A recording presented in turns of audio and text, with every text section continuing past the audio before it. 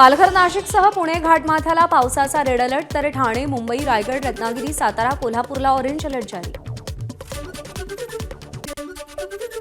मुंबई महानगर परिसरात पावसाचा जोर कायम. ठाणे, कल्याण, डोंबिवली, अंबरनाथ, बदलापूर, नवी मुंबई, पनवेल, भिवंडीमध्ये रात्रभर पावसाची संततधार.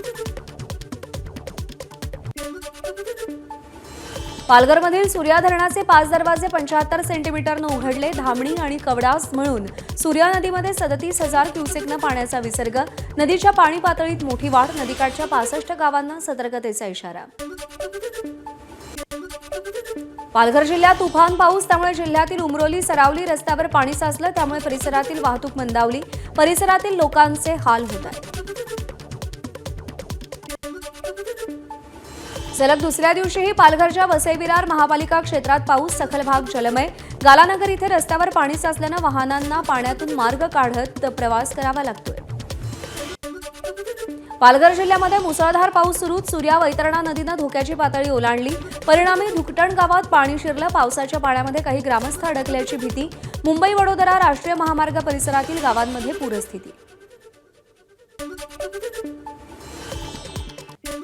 अमरनाथ, बदलापूर आणि उल्हासनगरमधील मुसळधार पावसामुळे उल्हास नदीच्या पाणी पातळीत वाढ. कर्जत, नेरळमध्ये देखील दमदार पाऊस. पावसाचा जोर वाढल्यास उल्हास नदी धोक्याची पातळी ओलांडण्याची शक्यता.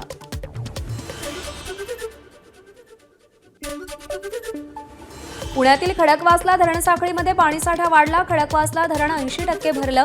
घाटमाथ्यावर पडणाऱ्या जोरदार पावसामुळे 4ही धरणाच्या पाणी पातळीत वाढ. त्यामुळे पुणेकरांची पाण्याची चिंता मिटण्याची शक्यता.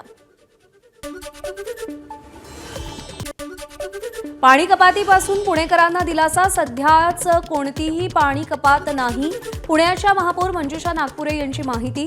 धरणांमधील पाणीसाठा वाढल्यानं पुणेकरांची चिंता मिटली. पुणे शहरामध्ये नियोजनबद्ध आणि नियमित पाणी पुरवठा सुरू राहणार.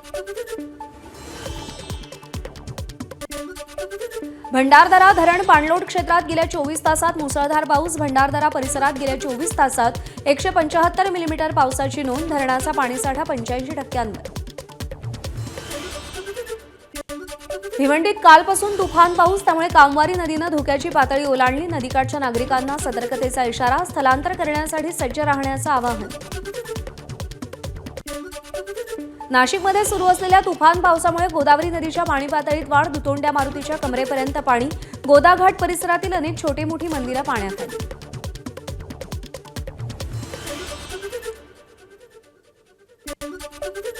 नाशिकच्या गंगापूर धरणाच्या पाणलोट क्षेत्रातही जोरदार पाऊस. गंगापूर धरणातून पाण्याचा विसर्ग वाढवला.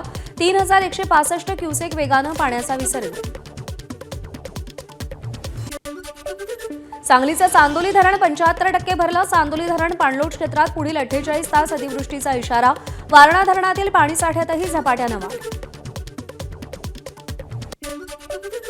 रायगड जिल्ह्याला मुसळधार पावसाचा इशारा. 2 दिवसांपासून कोसळत असलेल्या पावसामुळे अनेक नद्यांच्या पातळीत वाढ. सावित्री, अंबा, कुंडलिका नद्या दुथडी भरून, तर 28 धरणांपैकी 22 धरणं ही 100% भरली. सिंधुदुर्ग जिल्ह्यात मुसळधार पाऊस. तिलारी नदी आणि गड नदी दुथडी भरून वाहतीये. जिल्ह्यातील एक मध्यम आणि 9 लघु पाटबंधारे प्रकल्प पूर्ण क्षमतेनं भरून वाहत आहेत. मात्र गेल्या वर्षाच्या तुलनेत 40% तूट. कोल्हापूर जिल्ह्यात पावसाचा जोर वाढलाय. त्यामुळे पंचगंगा नदीच्या पाण्याच्या पातळीमध्ये झपाट्यानं वाढ. गेल्या 24 तासांमध्ये पंचगंगा नदीची पाणी पातळी 8 फुटानं वाढली. सध्या पंचगंगा नदीची पाणी पातळी 31 फूट 4 इंचांवर. जिल्ह्यातील 23 बंधारे पूर्णतः पाण्याखाली.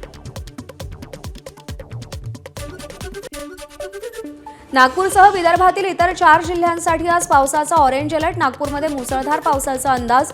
अमरावती, भंडारा, गडचिरोली जिल्ह्यांना पावसाचा ऑरेंज अलर्ट.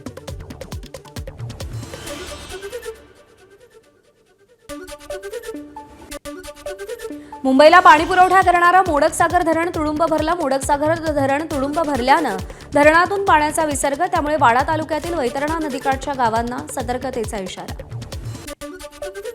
भंडाऱ्यात मागच्या 24 तासात 51.8 मिलीमीटर पावसाची नोंद. जिल्ह्यातील 13 मंडळांमध्ये अतिवृष्टी. नदी नाल्यांच्या पातळीमध्ये मोठी वाढ. मुसळधार पावसानं कारधा येथील वैनगंगा नदीवरील लहान पुलावरची वाहतूक बंद करण्यात आली. गोंदिया जिल्ह्यात 3 तालुक्यात अतिवृष्टीची नोंद. देवरी, सडक-अर्जुनी आणि मोरगाव-अर्जुनी तालुक्यात सलग चौथ्या दिवशी पावसाची रिपरिप कायम. नदीकाठच्या गावातल्या नागरिकांना सतर्कतेचा इशारा. तर पुजारी टोला धरण तुडुंब भरलं.